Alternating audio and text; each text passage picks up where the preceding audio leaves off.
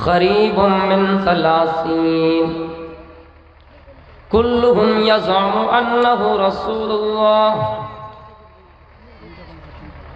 बहूनी में बियाती तनी जन्मान तवच्चाओ अर्जुन वयोनान व्योदान व्योधा सम्मिधुरान मिनो विष्ठान दे नमः जाकी रही भावना जैसी प्रभु मूरत देखी तिन तैसी। अल्लाह रब्बुल आलमीन की तारीफ़ व तौसीफ। स्टेज पर बैठे हुए मुअज्जज़ उलमाए किराम, पर्दा नशीन माओ बहनों, अल्लाह रब्बुल आलमीन का लाख लाख शुक्र है कि ये जलसा जो बिल्कुल मुरझा गया था, जब ये तारीख़ मुतय्यन हुई उस वक्त लग रहा था माहौल ऐसा था, कोरोना की तीसरी लहर इतनी ज़्यादा बढ़ रही थी कि शायद ये जलसा मुरझा जाए। लेकिन ये अल्लाह का शुक्र है कि अल्लाह ने हालात को ऐसे बदले और ये बिल्कुल घटते कदम में गए और मुरझाया हुआ जलसा फिर खिलखिलाता हुआ हमारे सामने नज़र आया। अल्लाह के फजल करम से आपके बीच मौलाना अब्दुल गफ्फार सलफ़ी हफ़िज़हुल्लाह भी आपके दरमियान मौजूद है, जो इंशाअल्लाह कुरान व हदीस की रोशनी पर आपके सामने बयानात रखेंगे। मैं इनके बारे में सिर्फ एक ही जुमला कहना चाहूँगा कि आज के दौर में अल्लामा जलालुद्दीन कासमी साहब के बाद अगर किसी का नंबर आए इमाम इब्न तैमिया की लिस्ट में तो मौलाना अब्दुल गफ्फार साहब सलफ़ी है। आप उनको सुनिएगा मेरी बात ही। यहाँ जो मुझे मौजूद दिया गया है वो है क़यामत। क़यामत के सिलसिले में मुझे बात करनी है। इसमें जो मंत्र आएंगे वो मैं आपके सामने रखूँगा, लेकिन ज़्यादा उम्मीद इसके बारे में नहीं कर पाऊँगा कि हम ज़्यादा वेद पढ़ें। तो क़यामत एक दिन इंशाअल्लाह जिन लोगों ने ये बुरे गुमान और बुरा ख्याल रखा है कि क़यामत होगी या नहीं और इस्लाम और कुरान को झूठा माना है, एक दिन ज़रूर इनके झूठे दावे ख़त्म होंगे और क़यामत कायम होगी। अल्लाह के नबी सल्लल्लाहु अलैहि वसल्लम को कुफ़ार और मुशरिकीन इसी के बारे में तो तंग क्या करते थे और सवाल क्या करते थे, यसअलूनका अनिस्साअति अय्याना मुरसाहा। आए अल्लाह के नबी, आए मोहम्मद, हम तो बचपन से अपने बाप और दादा के ज़ुबान से ही सुनते हैं कि क़यामत होगी। हमारे दादा की ज़ुबान से बात निकली कि क़यामत होगी। हमारा दादा इस दुनिया से गुजर गया, हमारे बाप की ज़ुबान से बात सुनी क़यामत होगी क़यामत होगी। लेकिन इतने पीढ़ियाँ इतनी सदियाँ गुजर गई, कहाँ क़यामत हो रही है। ये सब सिर्फ झूठी है, ये बात सिर्फ झूठी, ये झूठा कौल है। क़यामत वयामत कुछ नहीं होंगे, ये सिर्फ इंसान को एक अलग बात सिखाए जाते हैं, इंसान को गलत तरीक़ा बताया जाता है, झूठी बात इंसान के सामने कही जाती है। अल्लाह के नबी को अल्लाह ताला ये आसमान से खबर दे रही है, आए मेरे नबी, आए जिब्रील, जाओ और मेरे हबीब को, मेरे पैगंबर मोहम्मद को ये खुशखबरी सुना दो। जो कुफ़ार आपको परेशान करते हैं, जो कुफ़ार आपको सताते हैं और क़यामत के बारे में आपसे उल्टी सीधी बातें करते हैं, आप उनसे सिर्फ इतना जुमला कह दीजिए, कुल इन्नमा इल्मुहा इंदा रब्बी। आए कुफ़ार, आए मुशरिकीन, जिस क़यामत के बारे में तुम मुझे पूछ रहे हो, जिस क़यामत का मजाक तुम उड़ा रहे हो, इस क़यामत का इल्म सिर्फ अल्लाह ताला को है। अल्लाह के अलावा कोई नहीं जानता कि क़यामत कब होगी। क़यामत के बारे में ज़्यादा उल्टी सीधी बातें ना किया करो, क़यामत का मजाक उड़ाया ना करो।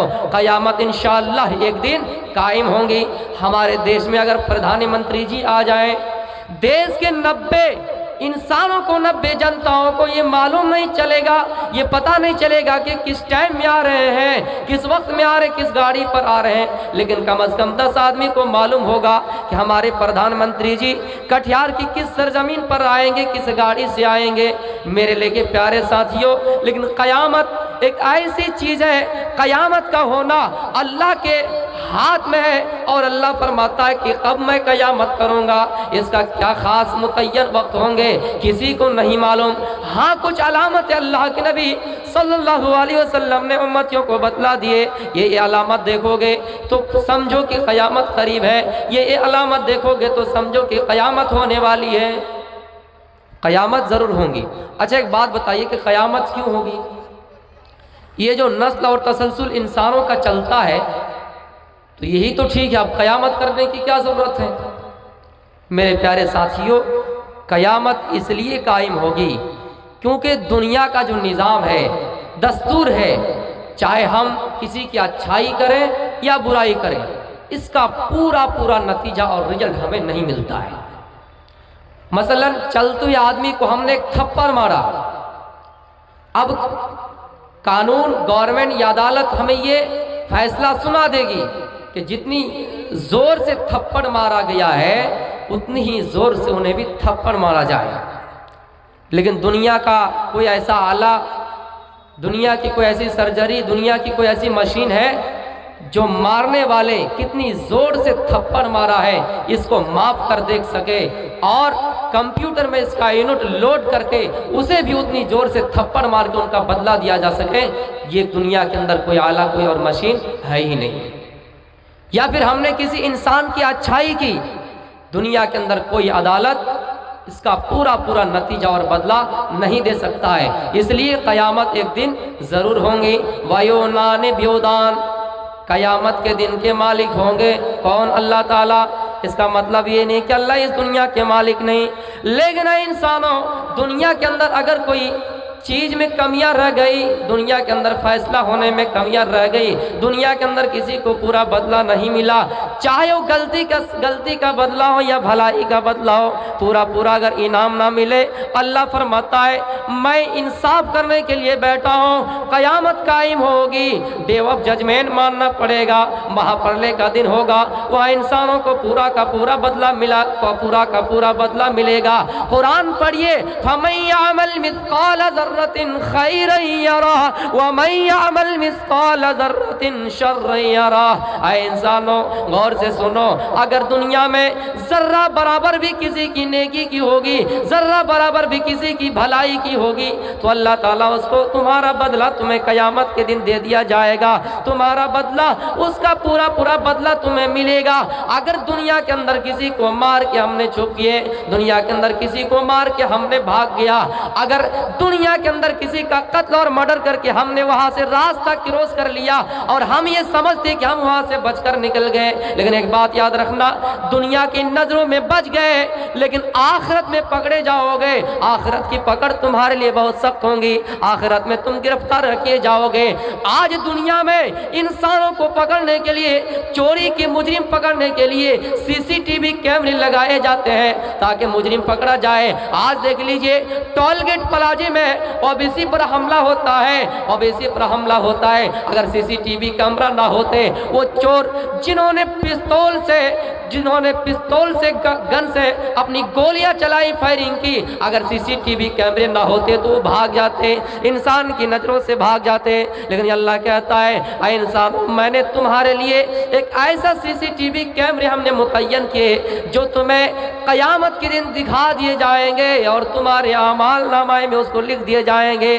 दुनिया में किसी इंसान को मार कर और किसी को कत्ल करके भाग नहीं सकते हो, अगर भाग भी जाओगे और ये समझोगे कि हमें इसका इनाम और इसका बदला नहीं मिलेगा, हमें इसकी सज़ा नहीं मिलेगी, ज़रूर तुम्हें इसकी सज़ा मिलेगी, क़यामत एक दिन ज़रूर होगी और इंसाफ इसका तुम्हें मिलेगा, इसका बदला तुम्हें मिलेगा। इसका मतलब अगर हमने दुनिया में ज़र्रा बराबर भी नेकी की, ज़र्रा बराबर किसी की भलाई की, उसका बदला मिलेगा, और ज़र्रा बराबर किसी की बुराई की, किसी को हाथ से तकलीफ पहुँचाए, किसी को ज़ुबान से तकलीफ पहुँचाए, इन तमाम चीज़ों की पकड़ क़यामत के दिन ज़रूर हो जाएंगे। अब सवाल ये होता है कि कयामत सबके लिए होंगी या फिर सिर्फ मुसलमानों के लिए होंगी? क्योंकि गैर मजहब के लोग यही समझते हैं कि हमारे यहाँ आवागमन है, इसी दुनिया में उसको दोबारा जन्म मिलता है। किसी ने रिश्वत खाया, भैंस का जन्म, किसी ने चोरी की, बिल्ली का जन्म, उसको आवागमन। ये एक रूह इस दुनिया के अंदर, एक आत्मा 7 योनियों में प्रवेश करता है, आवागमन, इसी दुनिया के अंदर उनको उनका बदला मिलता है। तो मेरे प्यारे साथियों, पुनर्जन्म उनकी किताब में है, हमारी किताब में क्या है कि इंसान को इंसान ही की शक्ल में दोबारा वजूद में लाया, दोबारा जन्म दिया जाएगा। यानी रूह कभी मरती नहीं है, एक बात याद रखिएगा, रूह जो है ये मरती नहीं है। माँ के पेट में जब बच्चा 4 महीने का होता है तो अल्लाह ताला उसके जिस्म में रूह फूंकता है, उसके बाद फिर वो इस जमीन में आता है। इंसान के डेड बॉडी मरते हैं, जिस्म मरते हैं, लेकिन रूह कभी मरती नहीं है। गोया के रूह को दोबारा जन्म इस दुनिया में जब आए, माँ के पेट में पहली बार जन्म, उसके बाद फिर उठाए जाएंगे, फिर दूसरी बार उस आत्मा के अंदर, उसी जिस्म के अंदर रूह डाले जाएंगे। ये रहा फर्क। अच्छा एक बात बताइए, ये पूरा बदला तभी साबित होंगे जब हमें इंसान का जन्म मिलेगा और उसके कर्मों का फल भुगतना पड़ेगा। इस दुनिया के अंदर ही अगर दोबारा जन्म दे दिया जाए और वो इस दुनिया के अंदर कोई शक्ल में पैदा हो जाए, किसी जानवर की शक्ल में पैदा हो जाए, तो इससे पता लगता है कि दोबारा जन्म का बदला मिलेगा ही नहीं। पुनर्जन्म का एक वाकया मैं सुना रहा हूँ, उनकी किताब में लिखा है, मैं खिलाफ नहीं कर रहा हूँ और ना ही जहर उगल रहा हूँ। पुनर्जन्म की हकीकत समझिए। वो कहते हैं कि रिश्वत खाने से भैंस का जन्म, रिश्वत खाने से कुत्ते का जन्म, यानी कुत्ता का जन्म होगा। जो इंसान इस दुनिया में रिश्वत खाएगा, कुत्ते का जन्म मिलेगा। एक वाकया बता रहा हूँ, राम जी के दरबार में एक कुत्ता भौंकता हुआ या फिर रोता हुआ गया। क्यों गया? वो कुत्ता एक दिन सड़क पर बैठा हुआ था और ये कि भिखारी चल रहे थे पैदल, जैसे देखा कुत्ता सड़क में गिरा पड़ा है, उन्होंने डंडा उठाया और उस कुत्ते को लाठी से मार दिए या फिर ढेला वगैरह फेंक दिए। कुत्ते को बड़ा गुस्सा आया और वो राम जी के पास चले गए इंसाफ मांगने के लिए, न्याय मांगने के लिए। और राम जी के दरबार में जाकर कहे कि फला भिखारी ने मुझे लाठी चार्ज किया है। जैसे पुलिस वगैरह लाठी चार्ज करते आपने देखे होंगे कि लॉकडाउन के मौके पर कितने लोगों को मुर्गा भी बनाए, तो लाठी चार्ज किए। कुत्ते ने कहा राम जी से मुझे न्याय चाहिए, इंसाफ चाहिए।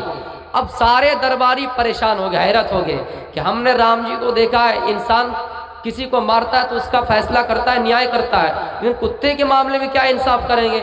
चलो एक काम करते, कुत्ते से ही पूछते हैं, अच्छा कुत्ता तुम ही बताओ तुम्हारे साथ क्या न्याय किया जाए, क्या इंसाफ किया जाए। कुत्ते ने कहा जो मुझे लाठी चार्ज किया है, जो मुझे लाठी से मारा है, आप उसको प्रधानमंत्री बना दीजिए, आप उसको मुखिया बना दीजिए, प्रमुख बना दीजिए, एमएलए बना दीजिए, कोई नेता बना दीजिए। अच्छा तुम्हें लाठी से खुद वो मारे, फिर तुम उसे नेता बनाने की बात कर रहे हो, चौकीदार बनाने की बात कर रहे हो, गवर्नमेंट बनाने की बात कर रहे हो, और ऊपर से तुम उसको अवार्ड दे रहे हो। कहा आप बनाइए, ये फैसला मैं उनके हक में करता हूं, तो उसे आप नेता बनाइए। अच्छा नेता बना दिया, जिन्होंने लाठी चार्ज किया उसको नेता बना दिया गया, कुछ पैसा वैसा देकर उसको खारिज कर दिया गया। अब सब लोग परेशान थे, कुत्ता इंसाफ मांगने के लिए आया, लेकिन उल्टी तरीके से नेता बना दिए, प्रधानमंत्री बना दिए, मुख्यमंत्री बना दिए, मुखिया बना दिए, जो भी नेता नगरी के काम होते बना दिए। अच्छा कुत्ता ये बताओ इसकी सजा क्या यही थी कि आप उसको नेता बना दे? कुत्ते ने कहा मैंने इसको नेता इसलिए बनाए क्योंकि जब ये हमारे गांव का मुखिया थे ना, जब हम अपने गांव के मुखिया थे तो हमारे पास सरकारी फंड से जब 1 लाख रुपया आते थे तो हम 80,000 खुद खा लेते थे और 20,000 अपने ही लोगों में बांटते थे, गरीब लोगों को नहीं देते थे। गोया कि हम दुनिया में रिश्वत खाया करते थे, तब ईश्वर ने हमें कुत्ते का जन्म दिया।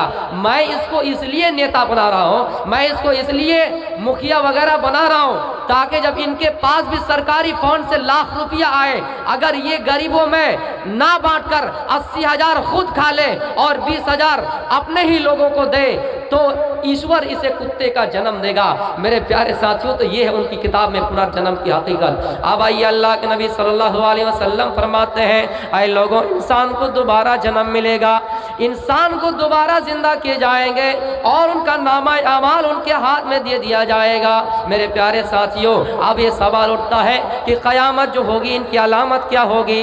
हदीसों को पढ़ते हैं, हदीसों को एक तरफ से मैं पढ़ूंगा, इंशाअल्लाह कुरान और हदीस के तहत आज मैं तकरीर करूंगा। मेरे प्यारे साथियों, अलामत सुगरा और अलामत कुबरा, क़यामत की बड़ी बड़ी निशानी और क़यामत की छोटी छोटी निशानियों को मैं बयान करूंगा।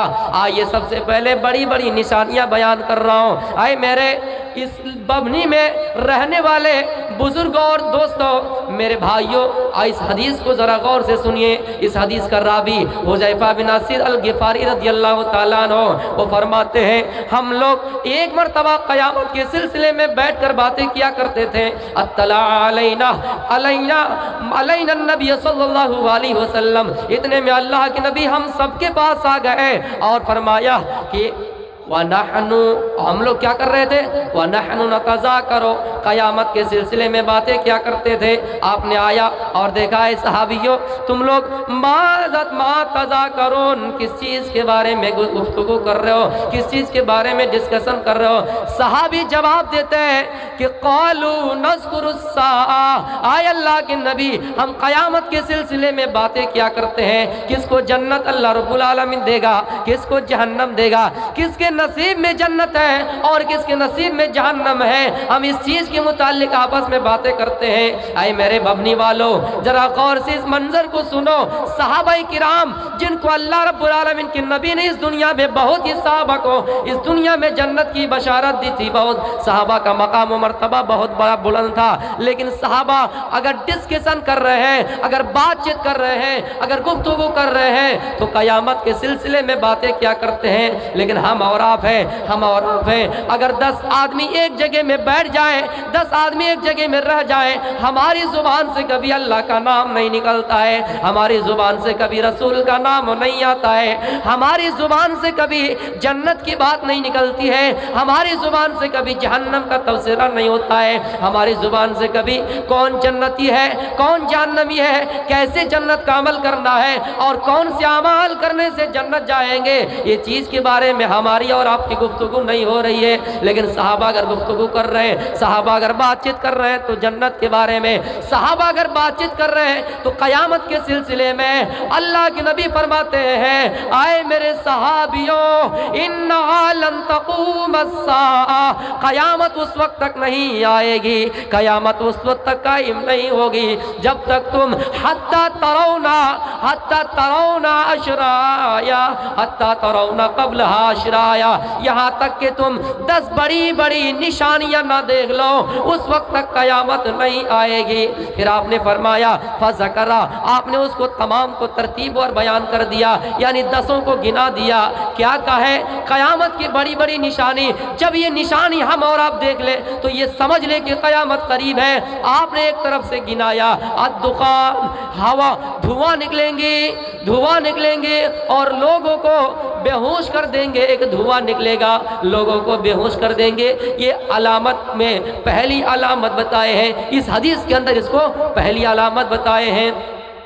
अब आइए दूसरी जो अलामत अल्लाह के नबी सल्लल्लाहु अलैहि वसल्लम ने बयान की है, वनुज़ूल ईसा इब्न मरियम, दुनिया के अंदर ईसा इब्न मरियम आएंगे। आप जानते हैं कि एक नबी एक ऐसा है जिनकी मौत इस दुनिया के अंदर नहीं हुई, उसको आसमान पर उठा लिया गया है। वो क्या है, उसका नाम क्या है, ईसा अलैहिस्सलाम।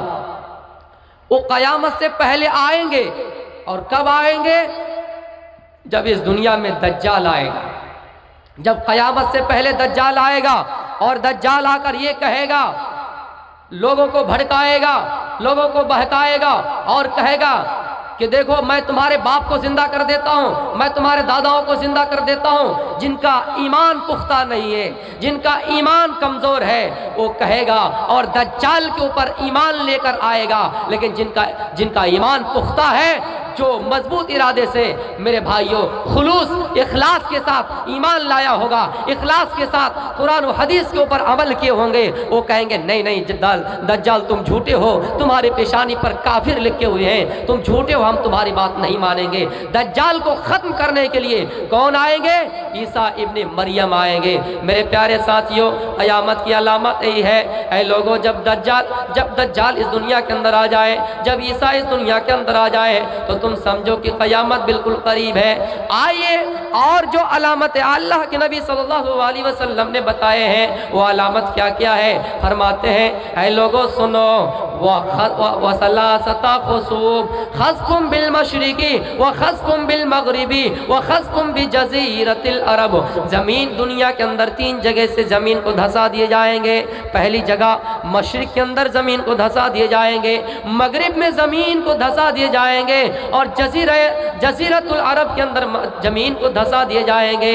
मेरे प्यारे साथियों, और एक निशानी, आखिरी निशानी अल्लाह के नबी सल्लल्लाहु अलैहि वसल्लम ने इस हदीस के अंदर बयान फरमाए, इस हदीस के अंदर बताए हैं कि वाखिरु ज़ालिक नारुन तखरुजु इला माशरिहिम फिल यमन। एक आग निकलेगी और लोगों को मैदान महशर की तरफ जमा करेंगे। मेरे प्यारे साथियों, याजूज माजूज निकलेंगे, दज्जाल निकलेंगे, याजूज माजूज, 2 फसादी कौम आएंगे, 2 फसादी कौम आएंगे। ये भी कयामत की अलामत है, कयामत की एक निशानी है। ये लोग कब आएंगे? कयामत से पहले। लेकिन जो लोग कहते हैं कि कयामत की निशानियाँ आ चुकी हैं, छोटी छोटी निशानियाँ अभी आई है, लेकिन बड़ी बड़ी निशानी अभी आने में बाकी है। लेकिन मेरे प्यारे साथियों, जो लोग कहता है कि क़यामत की बड़ी बड़ी निशानियां हैं, ये गलत बात है। और सबसे बड़ी निशानी एक और ये भी है कि वह तुलूअ शम्स मिन मग़रिबिहा, सूरज जो अभी पूरब से तुलू होता है, वो सूरज पूरब नहीं बल्कि पश्चिम की तरफ से तुलू होगा। ये भी एक बड़ी निशानी है। ये 10 निशानी अल्लाह के नबी सल्लल्लाहु अलैहि वसल्लम बताए हैं, और कहते हैं 10 निशानी आप देख लो, ये 10 निशानी 10 अलामतें आपके सामने जाहिर हो जाए, तब आप समझिए कि क़यामत बिल्कुल करीब है। मेरे प्यारे साथियों, आइए क़यामत की निशानी बताते हुए वो हदीस भी आपके सामने बयान कर देता हूँ। उमर बिन खत्ताब रज़ी अल्लाह ताला अन्हु इस हदीस के रावी हैं। वो फरमाते हैं, एक मरतबा हम अल्लाह के नबी सल्लल्लाहु अलैहि वसल्लम के पास बैठे हुए हैं, इतने में एक अजनबी आदमी आया, ला युरा अलैहि असरुस सफर, लेकिन सफर करता हुआ मुसाफिर की तरह आया, लेकिन सफर का कोई निशान नहीं पाया गया। उसका हुलिया बताया गया, शदीद बयाजिस सियाब, सफेद कपड़े में आए, व शदीद अस्वादिश शारे, और काले काले बाल थे। वो आए और अल्लाह के नबी फसनदा इला रुकबतैहि, अल्लाह के नबी के घुटनों के बगल में अल्लाह के नबी की जानू होकर अपने जानू को रखकर बैठ गए। मेरे प्यारे साथियों, और आकर अल्लाह के नबी सल्लल्लाहु अलैहि वसल्लम से सवाल करने लगे। क्या सवाल किए? अखबिरनी अनिल इस्लाम, अल्लाह के नबी इस्लाम के बारे में बताइए। आखिरी जुमले में क़यामत की अलामत बताएंगे इस हदीस में, इस्लाम के बारे में बताइए। अल्लाह के नबी ने कहा इस्लाम ये है, नमाज पढ़ो, अंतुकीमस्सलाह व अंतुतिया ज़का, इस तरह नमाज अदा करो, ज़कात दो, व तहज्जुल बैत इन इस्तता इलैहि सबीला, हज करो। ये 5 बुनियादी अरकान बताकर आपने फरमाया। तब क्या कहा अजनबी आदमी कि कद सद्दक़ता, आपने सच कहा। सहाबाए किराम तब कहने लगे कि फ़ाजिबना लहू, ताज्जुब की बात है भाई, ये खुद यसअलुहु, सवाल भी करता है, वह युसद्दिक़ु, और तस्दीक भी करता है। अच्छा, कोई आदमी आपसे सवाल करे और वो खुद कहे कि आपने सच कहे, तो ताज्जुब की बात तो होंगी। इसलिए सहाबा के फ़ाजिबना लहू, हम सबको ताज्जुब हुए कि आदमी खुद अल्लाह के नबी से सवाल करते हैं और खुद इसकी तस्दीक भी करते हैं। फिर आइए, फिर दूसरा सवाल, फिर फरमाया क्या ना अखबिरनी फ़ाखबिरनी अनिल इस्लाम हो गया, फिर अनिल ईमान, ईमान के बारे में बताइए। ईमान के बारे में अल्लाह के नबी बताए अंतुमिना बिल्लाह, इस तरह करके बयान करते गए। आखिरी जो जुमले वो मैं बताऊंगा। फिर सवाल किया कि एहसान के बारे में बताइए। आपने एहसान के बारे में भी बताया, अंता अबुदल्लाह कान्नका तरा फ़इन लम तकुन तरा फ़इन्नहु यराक, एहसान के बारे में बताया। आए लोगों, एहसान क्या है? आए मेरे सहाबियों, एहसान सुनो। जब तुम इबादत करो, जब तुम नमाज अदा करो, तो तुम समझो कि हम अल्लाह को देख रहे हैं, गोया कि अल्लाह हमारी नज़र में है। अगर ये तसब्बुर ना कर सको, फ़इन्नहु यराक, तो ये समझो कि अल्लाह हमें देख रहा है। इसका मतलब ये नहीं कि हम नमाज में जाकर चोरी करें, हम समझे कि हमें कोई देखने वाला नहीं, हम कोई इबादत करें तो हम समझे कि कोई देखने वाला नहीं। इसलिए एहसान के बारे में ये जुमले अल्लाह के नबी ने अदा किए। आए मेरे सहाबियों, आए मेरी उम्मतियों, जब तुम अल्लाह की इबादत करो तो समझो कि हम अल्लाह को देख रहे हैं। अंता अबुदल्लाह का अन्नका यार, अंता अबुदल्लाह, गया कि तुम समझो कि हम अल्लाह को देख रहे हैं। फ़इल्लम तकुन तरा, अगर ये तसब्बुर ना कर सको कि हम अल्लाह को देख नहीं रहे, लेकिन इतना तसब्बुर जरूर करो कि फ़इन्नहु यरा, अल्लाह तुम्हें जरूर देख रहा है। फिर उसने सवाल किया, फ़अख़बिरनी अनिस्साअ, क़यामत के बारे में बताइए, क़यामत के बारे में बताइए। अल्लाह के नबी आप क़यामत के बारे में बताइए। अल्लाह के नबी फरमाते हैं, ऐ लोगों, क़यामत क्या है सुनिए। मल मसूलु अन्हा बिअअलम मिनस्साइल, जिससे सवाल किया जाता है सवाल करने वाला से ज़्यादा नहीं जानता है। ये हदीस का टुकड़ा हमें ये और आपको ये बता रहे हैं कि क़यामत के बारे में सही तरीके से, कि कब होंगे, किस वक्त होंगे, किस टाइम होंगे। मेरे भाइयों, सही इल्म किसी को नहीं है। अब आइए फिर सवाल किया, फ़अख़बिरनी अन अमारतिहा, कि क़यामत की कुछ अलामतें बता दीजिए, क़यामत की अलामतें बता दीजिए। तो अल्लाह के नबी फरमाते कि क़यामत की अलामत ये है, अन तलीदल अमत रब्बतहा व अन